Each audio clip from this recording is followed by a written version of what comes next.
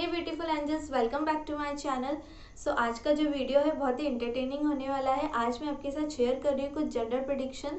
सो जब मैं प्रेग्नेंट थी और जब वॉक करती थी सोसाइटी में या फिर कोई मेरे फोटोज़ देखता था या मैं किसी से मिलने जाती थी, सो उस टाइम पे काफ़ी लोग प्रेडिक्ट करते थे कि बॉय होगा या गर्ल होगी।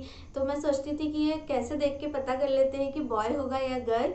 सो मैंने उसी की कुछ लिस्ट निकाली है कि जो जेंडर प्रेडिक्शन की है, यही सब मैं आपके साथ शेयर करूंगी और मैं अपना एक्सपीरियंस बताऊंगी कि वो जो ओल्ड वाइफ्स टेल्स है वो मेरे केस में कितने सही हुए हैं। वैसे तो बॉय हो या गर्ल कुछ डिफरेंस नहीं है, कोई फ़र्क नहीं पड़ना चाहिए, ये गॉड गिफ्ट है।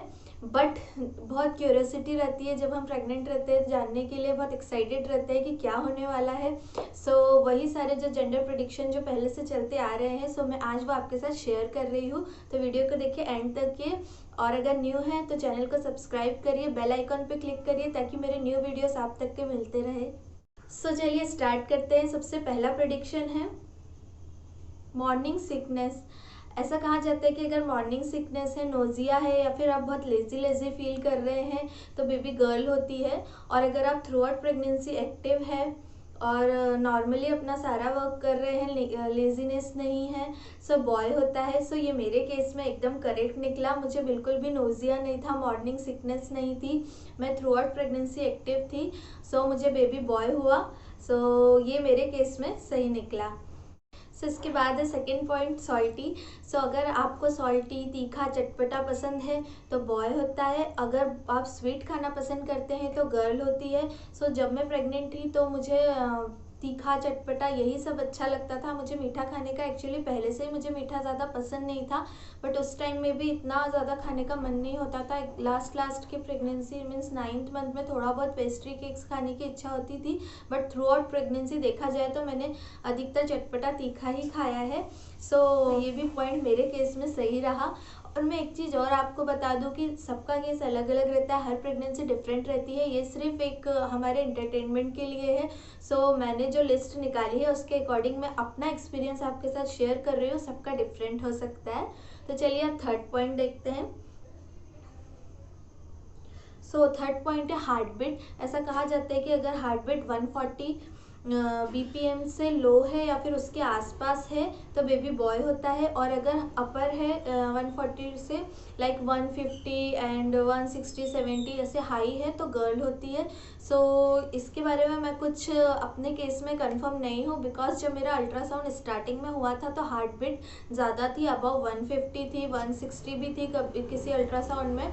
बट मिड में आते आते 9th मंथ तक के मेरी विद इन 140 145 भी रहती थी, मीन्स 150 के अंदर ही रहती थी। बट जो मेरा लास्ट अल्ट्रासाउंड हुआ था उसमें मेरी मीन्स बेबी की हार्ट बीट आई थी 160, नियर अबाउट 160। सो मेरे केस में तो मुझे ये 50-50 लगा, बिकॉज मेरे इसमें दोनों ही सिम्टम्स थे हार्ट बीट के, गर्ल वाले भी और बॉय वाले भी। सो मेरे लिए ये वाला पॉइंट नहीं है। एंड देन फोर्थ पॉइंट है कैरिंग फ्रंट। अगर आपने आपका जो बेली है वो कैरी कर रहे हो फ्रंट साइड में ज़्यादा, तो ऐसा माना जाता है कि बेबी बॉय होगा। और अगर आपका जो है वो अप साइड में है सो गर्ल होगी। सो इसके लिए भी मैं श्योर नहीं हूँ, बिकॉज मेरा ऐसा अलग से दिखता नहीं था कि फ्रंट में मैं कैरी कर रही हूँ या अपर साइड में कैरी कर रही हूँ। सो इस पॉइंट को भी मेरे इस केस में no points. Then heartburn, जो नेक्स्ट पॉइंट है वो है हार्ट बर्न। सो ऐसा कहा जाता है कि अगर काफ़ी through out pregnancy heart burn रहता है सो बेबी गर्ल होती है, और अगर नहीं तो फिर बेबी बॉय। सो मेरे केस में ये वाला जो पॉइंट है वो अपोजिट निकला। मेरा हार्ट बर्न रहता था लास्ट में प्रेगनेंसी में, बट मुझे बेबी बॉय हुआ। सो मेरे केस में ये पॉइंट को मैं देती हूँ 0 नंबर। सो नेक्स्ट है स्लीपिंग पोजिशन। सो ऐसा कहा जाता है कि अगर आप लेफ्ट में सोते हैं तो बेबी में ब्लड सर्कुलेशन काफ़ी अच्छा रहता है। सो हम तब ट्राई करते हैं कि लेफ्ट पोजीशन में ही सोए, और मैं अधिकतर लेफ्ट में ही सोती थी।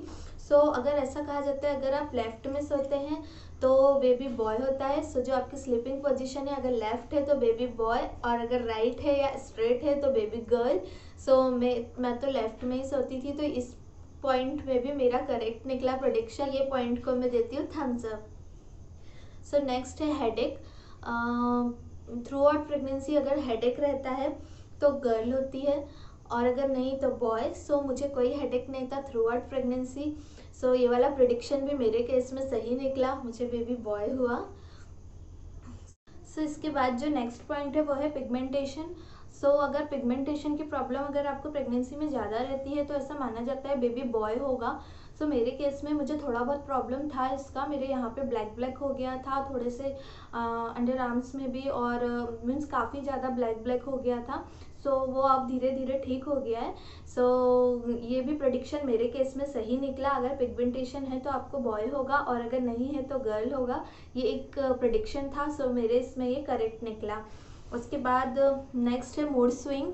सो अगर आपका बहुत ज़्यादा मूड स्विंग होता है, इरिटेशन होता है, तो बेबी गर्ल होती है ऐसा कहा जाता है।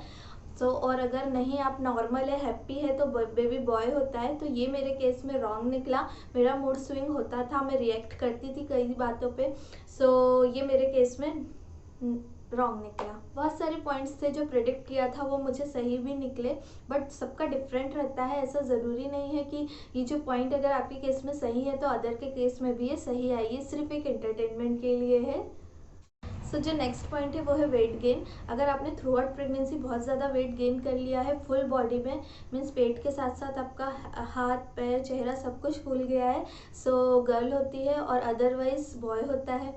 सो मेरे केस में ये कई हद तक के सही था। स्टार्टिंग में मैंने वेट गेन किया था, बट लास्ट में 9th मंथ में मेरा सिर्फ पेट ही ज़्यादा दिखता था, तो तब ऐसा बोलते भी थे, प्रिडिक्ट भी करते थे कई लोग कि इसे बेबी बॉय होगा। सो मेरे केस में ये सही निकला point. So guys next point है फेस ग्लो। अगर आपकी स्किन पे कोई पिंपल नहीं है, स्किन डल नहीं हुई है, एक फेस पे ग्लो आ गया है, सो माना जाता है कि बेबी बॉय होगा। और अगर आपकी स्किन एकदम डल हो गई है, फेस पे ग्लो नहीं है और पिंपल्स आ गए हैं, तो बेबी गर्ल होती है। ऐसा बोलते हैं कि अगर बेबी गर्ल है तो वो आपकी ब्यूटी को ले लेती है, और अगर बॉय होता है तो आपकी ब्यूटी को इनहेंस करता है। सो ये पॉइंट भी मेरे केस में एकदम करेक्ट निकला। मुझे थ्रू आउट प्रेगनेंसी कोई पिंपल्स नहीं थे और ना ही मेरी स्किन डल हुई थी। सो ये पॉइंट मेरे केस में करेक्ट निकला। सो यही सारे ओल्ड वाइफ टेल्स मैंने आपके साथ शेयर किए, मेरा एक्सपीरियंस शेयर किया। सो काफ़ी मज़ा आता है ये सारे वीडियोस देखने में। जब मैं प्रेग्नेंट थी तो मैं भी ये सारे वीडियोस देखती थी।